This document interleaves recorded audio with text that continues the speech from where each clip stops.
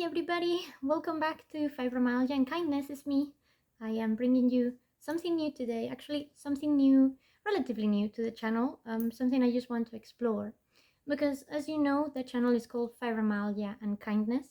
And although they're normally related to each other, the kindness aspect of it all is actually very important and probably something that I haven't addressed necessarily as in depth as I would like to, or not from all the angles that I would like to. So I'll start with a small introduction and idea as to where I'm coming from with this and what I'm trying to do with this small experiment, and then we can get into the subject matter. So as a result of the person that I am, I guess, I don't think I was as kind as I am to myself before I got the diagnosis for my illness. I've always had very high standards for myself. I still do. I'm trying to get better at keeping those in check for sure. Um, but it's because, well, many things in life haven't always necessarily gone my way. I don't necessarily come from, the easiest background. And even though I never really had to struggle in some ways, it was always, work and hard work was always something that was expected of me and of, I guess, my surroundings. I come from a very hardworking family that haven't often had the chances that they deserved in life. So, you know, sometimes we just create unhealthy habits when we have these expectations, these goals, whether it's from our own perspective or imposed by others. And as a result, as much as I have a big heart for everybody, and that's not me arrogant, that's a reality of life. I love people, the people that I love, I give them my everything. But I've never always applied that same thing to myself, or at least not to the extent I think should be healthy. And that's the important key in there, healthy. So with my diagnosis of fibromyalgia, I started changing the way mostly I saw myself and saw the world through that new lens. I've not recreated or reinvented me, but of course I've given myself, let's just say, new filters through which to see the world.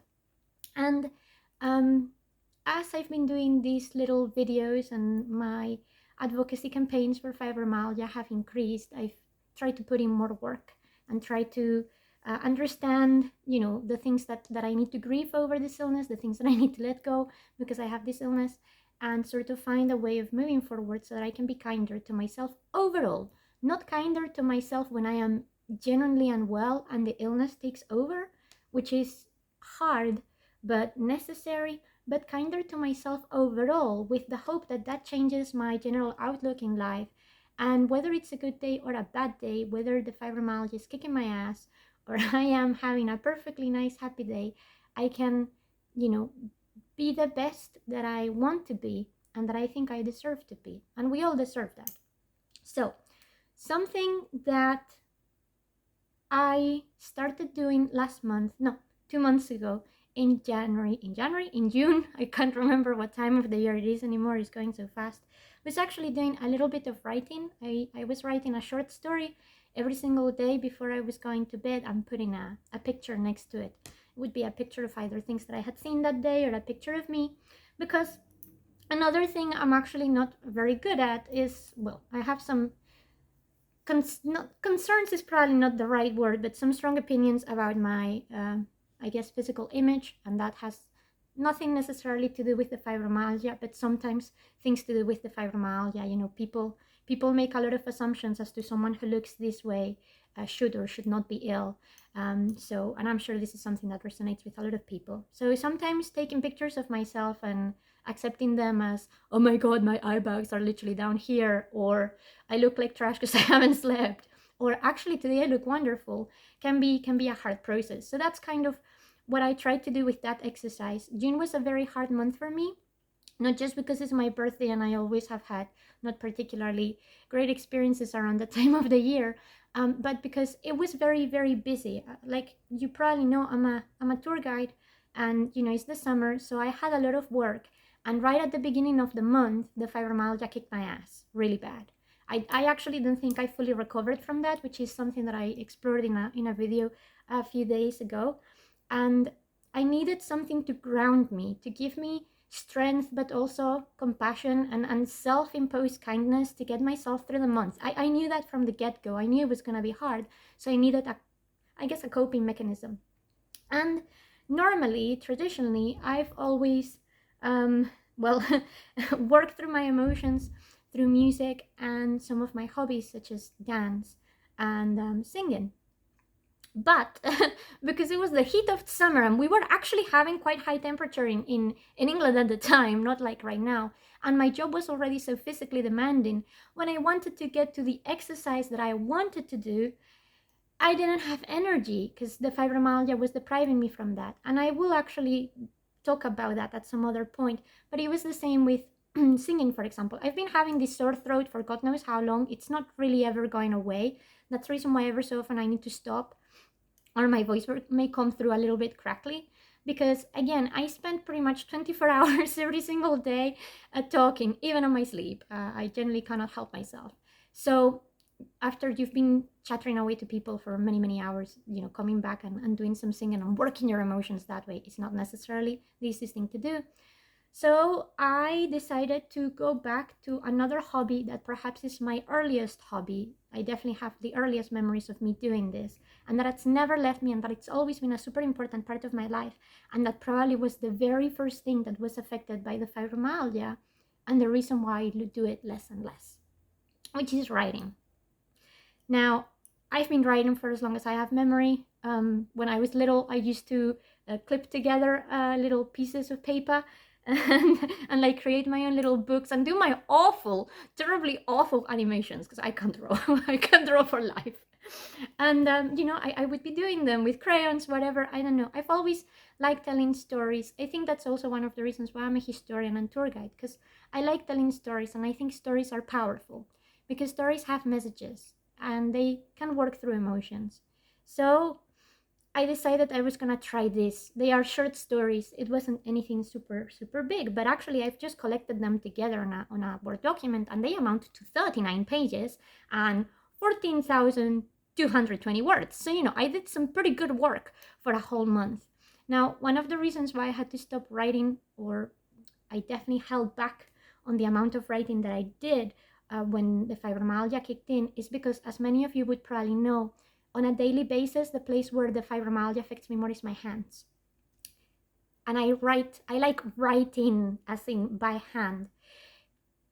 Not a great combination. Then, of course, I started going to university. I needed to use the computer almost on a day-to-day basis. Although not the same movement, it ends up having the same effect. My wrists really hurt. And, well, office jobs, history, research, etc., etc. My hands do often take quite a big toll.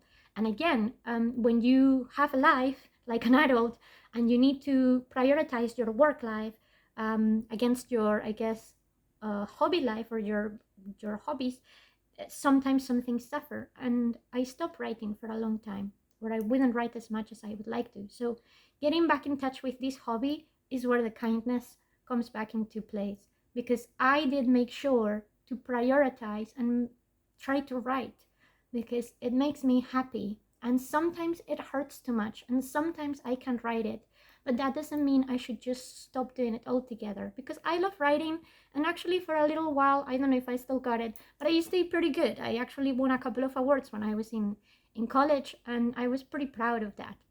So I decided that I was gonna get some of these stories and actually narrate them here, for the sake of kindness and self-appreciation, but also because some of those stories helped me through workout through the emotions and nasty feelings and general just grit of life that the fibromyalgia sometimes throws my way. Not all of these stories are just entirely based on the fibromyalgia, by the way, like that would be completely unrealistic. But of course, there are some of them that perhaps you will notice are very much more influenced by them than others. But overall, and regardless, this is something that my illness normally stops me from doing, which is the reason why I want to give it even more importance. And it's something that ultimately brings me joy, because whether it's working through a good emotion or a bad emotion, when I'm writing, I'm free. And you can't replace that. That's something that everybody should be able to feel, particularly when you have a chronic illness that makes you feel shitty quite a lot of the time. So Today, I'm gonna start with some of these. I have a fair few of them. I'm not gonna narrate all of them. And in fact, if you've been paying attention, a few weeks ago in this channel, I already released something that I had actually written as a result of this little project, which was the 2 hours in the life of someone that has fibromyalgia. That was my writing for that day. I decided during this little challenge that I did for myself that the stories were gonna be anything. It could be fiction, it could be non-fiction, it could be legit real events that had happened and I was just re-narrating or whatever. So that's kind of the general rules. There's no specific thematic in here. It's just whatever I wanted to work through or explore that day. And today I want to start with the one, it wasn't actually the first one that I wrote, but it's one that I really liked. And it's definitely in fantasy. Now it's my day off and I'm definitely feeling like I require some escapism, which I haven't entirely been able to enjoy because again, the British weather and the fibromyalgia has been giving me quite a lot of stomach problems. So I want to take down this route to be able to exercise some of that kindness upon me. So I'm gonna drink some water and we're gonna get reading my writing. Okay, here we go. By the way, something I forgot to say is I haven't really given names to any of this. So maybe you can decide what's the name of the story. Okay, let's do this. A hunter stalked his prey through the woods. Far too many days had passed since the last time he had caught any deer or even a hare. If he wanted to stay longer in that village, he had to come back with something the locals would want. And despite it had been a really hard winter and spring hadn't quite bloomed with life yet, he stalked his prey. It was a beautiful stag of ivory white. He thought of the money he would make from the antlers and the hide. Then he thought about the meat it would provide. Overall, a good catch. But he was getting concerned that the stag kept on going deeper and deeper into these woods, which he barely knew. And as they went into the darker side of the forest, the light was dimmer and the atmosphere more silent. And he kept on thinking of what he was gonna do with all his gains. And then suddenly he heard some rummaging ahead of him in the direction of the stag. The hunter panicked, for he thought his prey was taken by someone else.